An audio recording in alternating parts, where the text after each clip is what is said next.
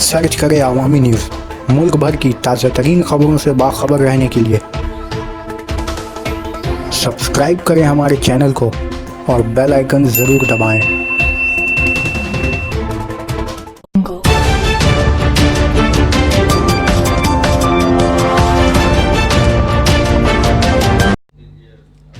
जोका अस्पताल में मरीज की मौत के बाद हंगामा। जोका ईएसआई अस्पताल में एक मरीज की मौत के बाद हंगामा बरपा हो गया है। बताया जा रहा है कि मरीज की मौत पर उसके घर वालों ने अस्पताल डॉक्टरों पर लापरवाही का इल्ज़ाम लगाते हुए अस्पताल हुदूद में काफ़ी एहतजाज किया और उस दौरान अस्पताल में तोड़फोड़ भी किया गया, जिसकी खबर लगते ही इलाकाई थाना ने फ़ौरन मुदाखलत करते हुए सूरत हाल पर काबू पाया है।